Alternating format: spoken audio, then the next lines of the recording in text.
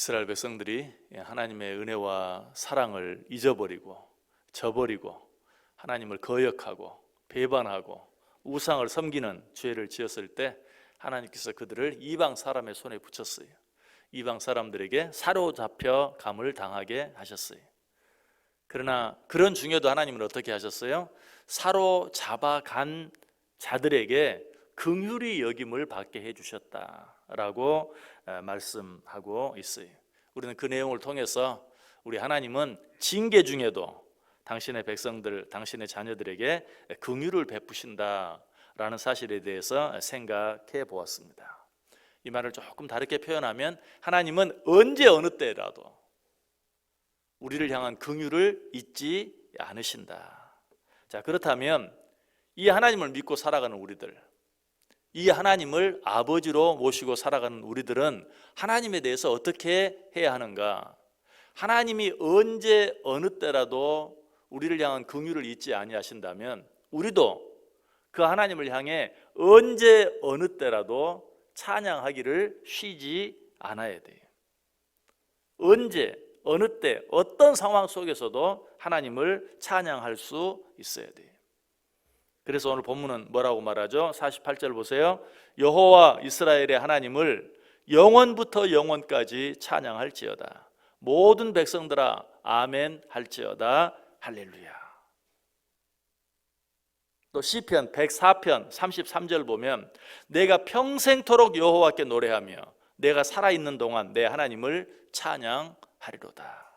오늘 본문에서는 영원부터 영원까지 하나님을 찬양하라. 시편 104편에서는 평생토록 여호와께 노래하며 하나님을 찬양하라 라고 말하고 있어요. 이 고백이 저와 여러분의 고백이 되기를 원합니다. 아니, 이런 삶이 저와 여러분의 삶이 되기를 원해요. 우리가 비록 재앙 가운데 있다 할지라도 혹은 징계 가운데 있다 할지라도 우리 하나님은 어때요? 여전히 우리를 긍휼히 여겨주세요. 그 하나님을 믿는 우리는 우리가 징계 중에 있다 할지라도 재앙 가운데 있다 할지라도 여전히 변함없이 그 하나님께 감사하고 그 하나님을 찬양할 수 있어야 한다. 찬양은 좋을 때만 하는 게 아니, 우리가 힘들고 어렵고 징계 중에 재앙 중에 있다 할지라도 변함없이 우리를 사랑하시고 그 어려움 가운데도 우리와 함께 하시는 하나님을 생각하면서 믿으면서 그 하나님을 찬양할 수 있어야 한다. 그렇게 할 때 우리 가운데 어떤 역사가 일어나는가? 시편 71편 22절 23절 보시면 나의 하나님이여 내가 또 비파로 주를 찬양하며 주의 성실을 찬양하리이다. 이스라엘의 거룩하신 주여 내가 수금으로 주를 찬양하리이다. 내가 주를 찬양할 때에 나의 입술이 기뻐 외치며 주께서 속량하신 내 영혼이 즐거워하리이다. 너무 힘들어요. 너무 어려워요. 아니면 슬퍼요. 너무 괴로워요. 그럼에도 불구하고 그런 중에도 나와 함께 하시는 하나님을 기억하고 하나님을 찬양하면 그 힘들고 어려움이, 그 괴로움이 바뀌고 변화에 무엇이 된다? 내 기쁨이 되고 즐거움이 된다. 믿으십니까? 무엇이? 찬양이에요. 특별히 어려움 가운데 드리는 찬양, 특별히 어려움 가운데 드리는 감사, 이것들이 내 마음을 기쁘게 하고 내 영혼을 즐겁게 한다라고 말하고 있어요. 여러분, 어려우면 어려울수록 더욱더 찬양해야 돼요. 힘들면 힘들수록, 괴로우면 괴로울수록, 염려와 근심이 나를 짓누르면 누를수록 하나님을 찬양해야 돼요. 왜? 찬양이 내 마음을 기쁘게 하고 찬양이 내 영혼을 즐겁게 하기 때문에. 찬양은 단순히 노래가 아니, 찬양은 능력이고 찬양은 힘이에요. 그래서 우리가 하나님을 찬양할 때 나를 괴롭게 하고 힘들게 하는 악한 사단 마귀까지도 떠나가게 되어 있어요. 그리고 내 힘으로, 아니 인간의 그 어떤 인간이라 할지라도 도무지 해결할 수 없는 어떤 문제까지도 해결되어지는 기적이 일어나요. 왜? 찬양은 힘이기 때문에, 찬양은 능력이기 때문에. 우리가 사도행전에서 그 사실을 보게 되죠. 사도행전 16장에 보면 감옥에 갇혀있는 바울과 실라가 꼼짝달싹할 수 없는, 그냥 감옥에 갇혀있는 게 아니죠. 손발까지 착고에 묶여있는 그런 상황 가운데서 하나님 앞에 찬양했을 때 어떤 일이 일어납니까? 옥터가 움직이고 또 옥문이 열려지고 손발을 메었던 착고가 풀려지는 기적이 일어났잖아요. 이것이 바로 찬양의 힘이에요. 그들이 감옥 안에서 찬양했을 때 찬양이 인간의 힘으로는 도무지 해결할 수 없는 문제들이 해결되어지는 기적이 일어난 것이, 바울사도는 이 사실을 통해서 찬양의 능력이 얼마나 큰가 하는 것을 확실히 경험했어요.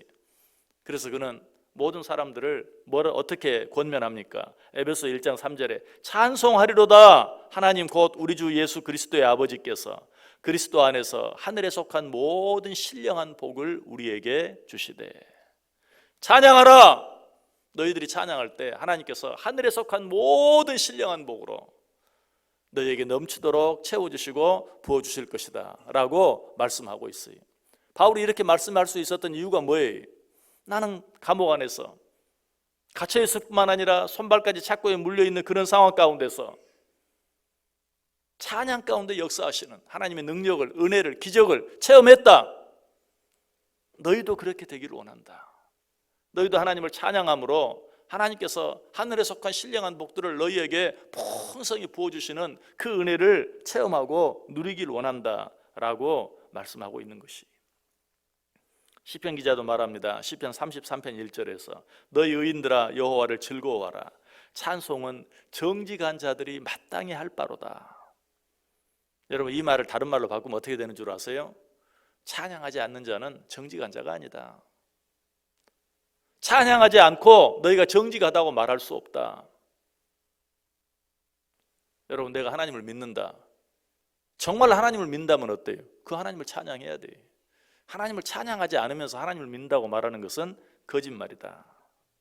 이사야 43장 21절에 이 백성은 내가 나를 위하여 지었나니 나를 찬송하게 하려 함이라.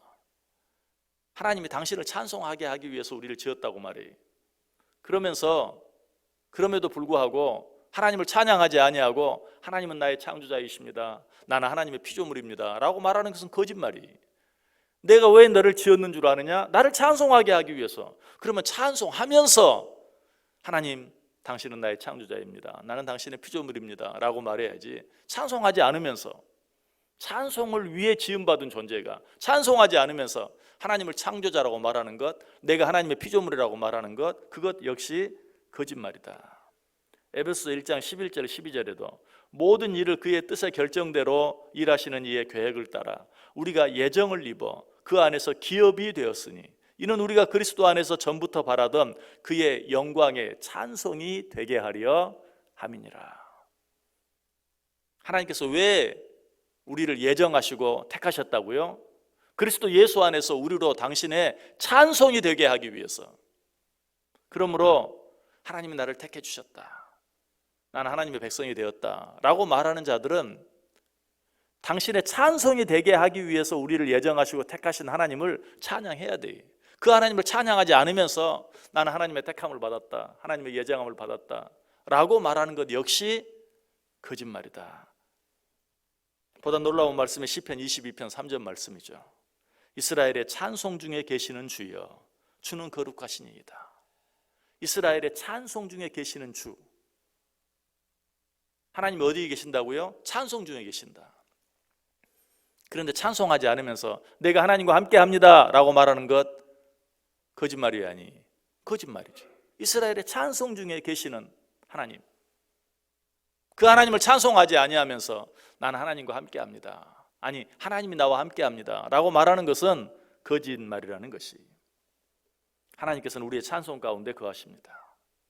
그러므로 찬송하지 않으면서 하나님과 함께 한다고 말하는 것은 거짓말인 것이, 혹시 이러한 말씀들을 들으면서 나는 말씀 듣고 기도하는 일이라면 몰라도 찬송하는 일은 내게 너무 힘이 듭니다 라고 생각하는 분 계세요?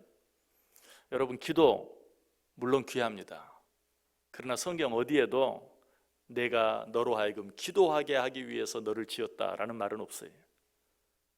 그러나 아까 읽었던 말씀처럼 내가 나를 찬송하게 하기 위해서 지었다라고 말씀하고 있어요. 여러분, 찬송하는 일을 잊지 마세요.